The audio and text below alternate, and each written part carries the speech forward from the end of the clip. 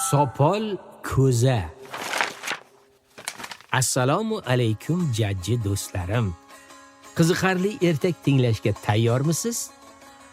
Ha, barakalla. Hozir men sizlarga g'aroyib sarguzashtlarga boy bo'lgan ertakni aytib beraman. Diqqat bilan tinglang. Bir bor ekan, bir yo'q ekan, qadim o'tgan zamonda Turkman elida bir dehqonning bo'yi qalam birdek keladigan mitti o'g'li bo'lgan ekan. U juda ham kichkina bo'lgani uchun unga yorti quloq deb ism qo'yishgan ekan. Bolakay juda sho'x, gapga chechan bo'lib o'sibdi-yu, ammo biror hunarni o'rganmabdi. Kunlarning birida yorti quloqning onasi sevimli kosalaridan birini sindirib qo'yibdi. U kosa siniqlarini yamashga urinib, o'ziga o'zi shunday debdi: Bolaginam kelishgan va chiroyli bo'lgani bilan bo'yi pastroqda. Kamiga biror hunar ham o'rgangani yo'q. Hatto shu siniq kosani ham yamash qo'lidan kelmaydi. Aks holda bu ish menga qolarmidi? Yorti onasining gapini tasodifan eshitib qolib, juda xafa bo'libdi. U nima qilishini o'ylay ovul chetida yashovchi qari kulolning oldiga borib, devorga chiqib, ovozining boricha qichqira boshlabdi. Hoy, ustam aka, meni o'zingizga shogird qilib oling. Yo'q demang. Iya, bu chivimmi? Yoki odam bolasining ovozimi?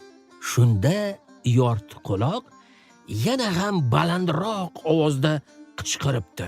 Bu menman, men. Bu senmisan, yorti quloq? Sendek mittivoydan usta chiqarmidi?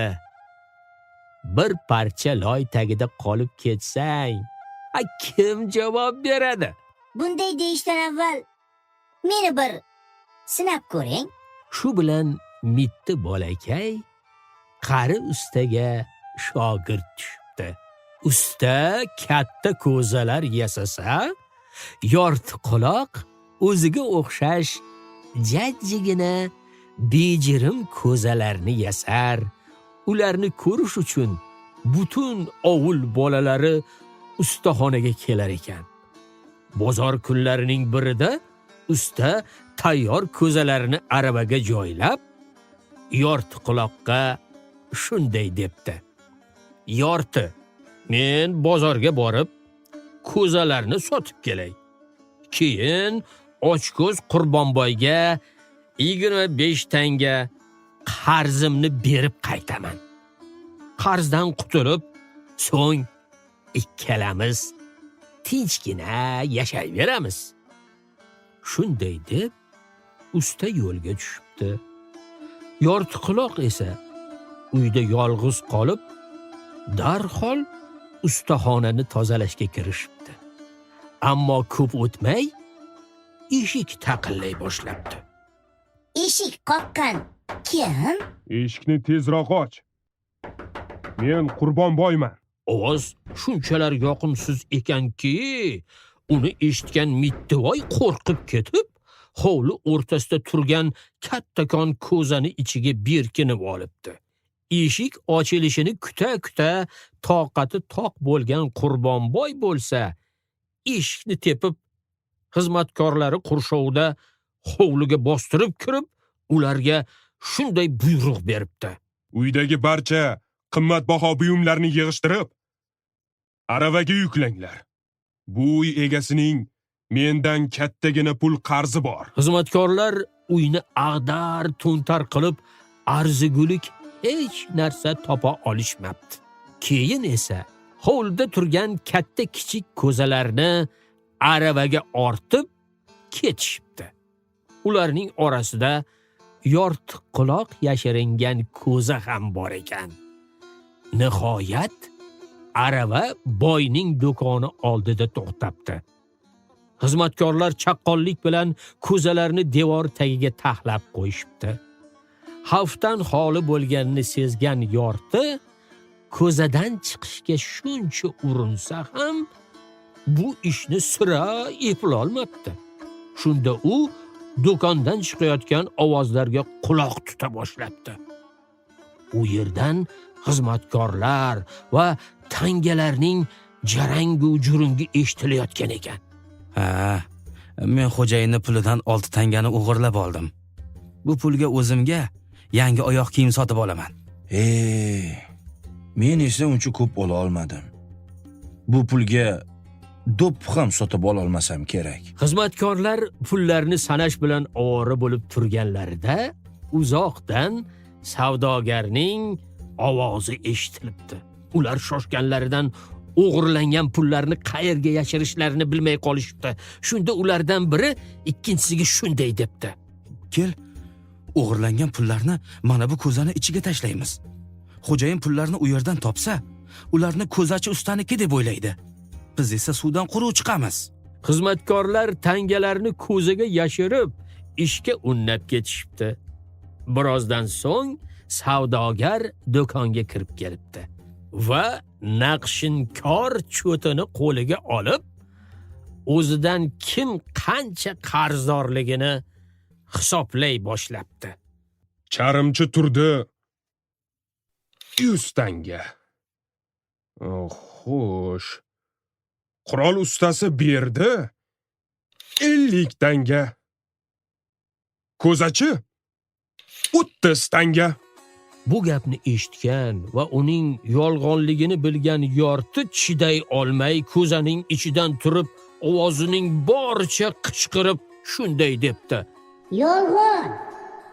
Ko'zachi usta 30 emas, 25 tanga qarz. Bu kutilmagan ovozdan hayron bo'lgan savdogar yon atrofga alanglab hech kimni ko'rmabdi.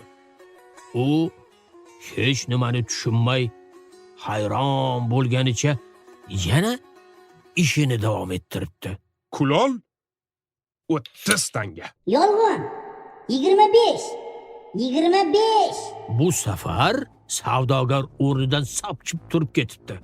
U ovozning xum ichidan chiqayotganini fahmlab, ovozi boricha xizmatkorlariga baqira boshlabdi: Oy xizmatkorlar! Mana bu ko'zani hoziroq daryoga olib borib tashlanglar. Uning ichiga jin kirib olibdi. Boyning qo'rqib ketganini sezgan yortining shumligi tutib, bor ovozi bilan shunday debdi: Shoshma, qo'y savdogar. Men yaxshi jinman. Agar istasang, seni bir zumda boy qilib yuboraman. Rostdanmi? Shundan ham shunday qila olasanmi? Omadim kelibdi-ku. Qani jin, ko'raylikchi. Meni qanday qilib boyitar ekansan? Men sopol xumlarni tangalarga aylantira olaman. Buni hoziroq sinab ko'rishing mumkin. Yoningda turgan ko'zani sindir. Afsun o'qishim bilan xumlar tangaga aylanadi. Ammo yodingda bo'lsin, afsunni 2 marta qaytara olmayman. Ochko'z savdogar uning gaplarini oxirigacha tinglamay, darhol qo'liga yog'och olib, yonida turgan ko'zani bor kuchi bilan urib sindiribdi. Yorti quloq esa bor ovozi bilan afsun o'qibdi: Kuf. Suf.